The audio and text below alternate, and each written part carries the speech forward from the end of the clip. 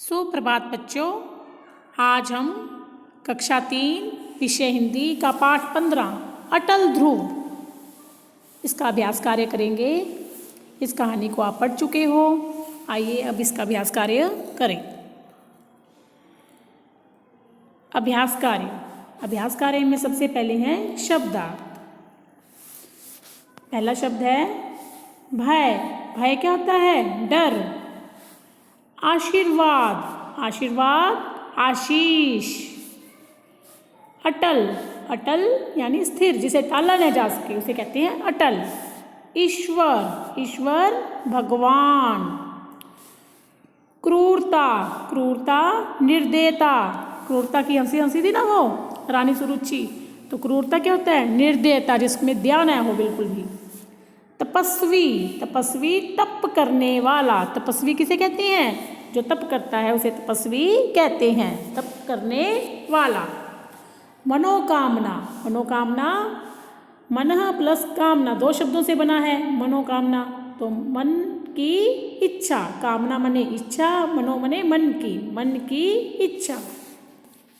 आगे शब्द दिए हैं, इनको आपको किताब से पढ़ना भी है और मेरे पीछे भी बोलना है। तो आइए देखें। सबसे पहले है ध्रुव। क्या है? ध्रुव। आशीर्वाद। आशीर्वाद। क्रूरता। क्रूरता। तपस्वी। तपस्वी। ईश्वर। क्या है? ईश्वर। प्रार्थना। क्या है? प्रार्थना। सोचिए और बताएं। प्रश्न है, इनके उत्तर आपको बताने हैं। राजा उत्तानपाद की रानियों के क्या नाम थे? क्या नाम थे रानियों के? राजा उत्तानपाद की रानियों के नाम सुनीति और सुरुचि थे। क्या नाम थे? राजा उत्तानपाद की रानियों के नाम सुनीति और सुरुचि थे। सुरुचि ने ध्रुव के साथ कैसा व्यवहार किया? सुरुचि ने ध्रुव के साथ कैसा व्यवहार किया? सुरुचि ने ध्रुव के साथ बुरा व्यवहार किया। कैसा व्यवहार किया? बुरा व्यवहार किया। सुनीति किस बात से घबरा गई? ध्रुव को रोता हुआ देखकर सुनीति घबरा गई। सुनीति किस बात से घबरा गई थी? ध्रुव रो रहा था ना, यह देखकर सुनीति घबरा गई थी। आगे है और, तो, की, पर आदि शब्द लगाकर वाक्य पूरा करो। ये शब्द दिए आपको 4, इनको लगाकर आपको क्या करना है? वाक्यों को पूरा करना है। देखते हैं। ईश्वर ने चाहा, क्या आएगा? तेरी मनोकामना पूरी होगी। तो क्या आ जाएगा इसमें? तो ईश्वर ने चाहा तो तेरी मनोकामना पूरी होगी।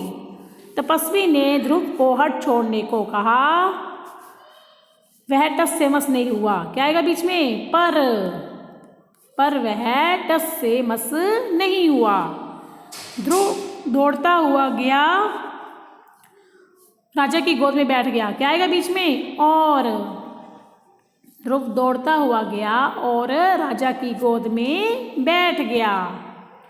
सुरुचि ने कहा, अपने पिता का प्रेम पाने के लिए तुझे दूसरा जन्म लेना पड़ेगा। कैसे जोड़ोगे इनको? सुरुचि ने कहा कि, क्या आएगा? कि। सुरुचि ने कहा कि अपने पिता का प्रेम पाने के लिए तुझे दूसरा जन्म लेना पड़ेगा। तो ये शब्द हो गए, ये लाइनें हो गई पूरी। आगे देखते हैं क्या है। आगे है सही शब्द चुनकर वाक्य पूरे करें। अब ये रिक्त स्थान में दो क्या आएगा ये आपको देखना है। 2 शब्द दिए हो, इनमें से कौन सा आएगा? राजा उत्तानपाद राजा थे, महाप्रतापी या अत्याचारी? कैसे राजा थे? महाप्रतापी। तो यहाँ क्या आ जाएगा? महाप्रतापी। सुनीति के पुत्र का नाम था, क्या था? उत्तम या ध्रुव? ध्रुव। सुनीति के पुत्र का नाम ध्रुव था। ध्रुव तपस्या करने गया। कहाँ गया? जंगल में या मंदिर में?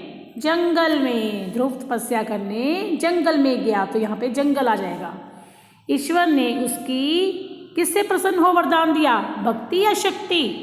भक्ति, ईश्वर ने उसकी भक्ति से प्रसन्न हो वरदान दिया। ध्रुव राजा बना और रानी, कौन सी रानी? सुनीति राजमाता बनी। रानी सुनीति राजमाता बनी। ध्रुव राजा बना और रानी सुनीति राजमाता बनी। अब नीचे प्रश्न है, ध्रुव किसका पुत्र था? ध्रुव किसका पुत्र था? रानी सुनीति का। ध्रुव किसका पुत्र था? रानी सुनीति का। सुनीति ध्रुव के साथ महल में अकेली क्यों रहती थी?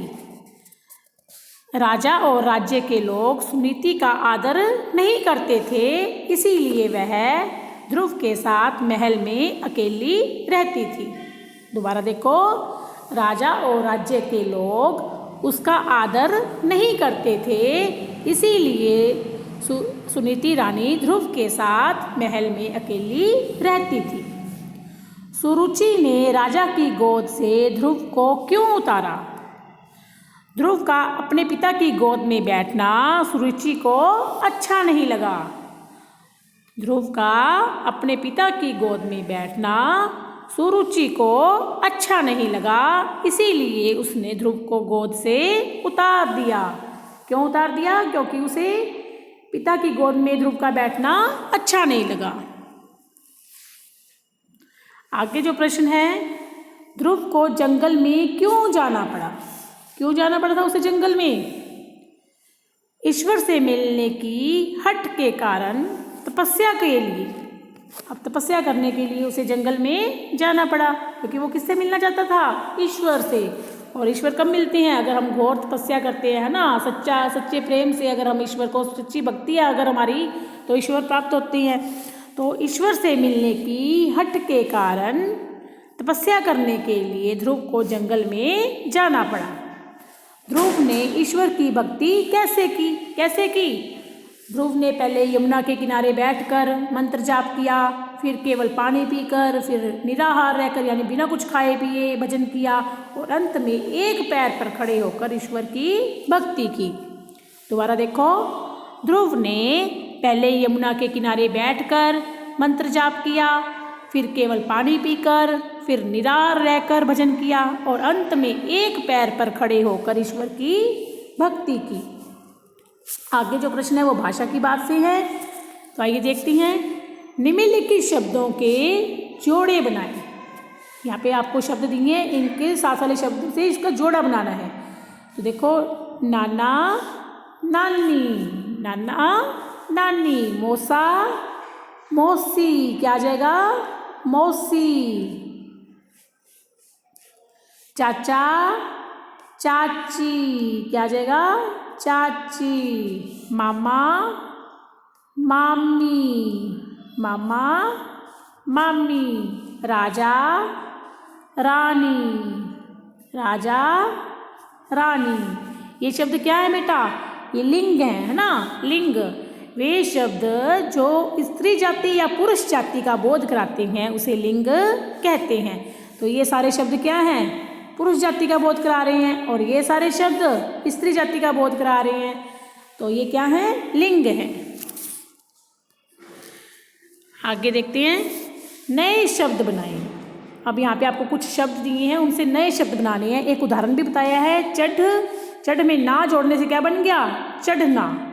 पढ़, पढ़ में भी ना जोड़ दो ऐसे ही, पढ़ना, पढ़ना। सुन, सुनना। चल, चलना। कर, करना। तो ऐसे ही आप भी शब्द बना के अपनी कॉपी में लिखें। धन्यवाद।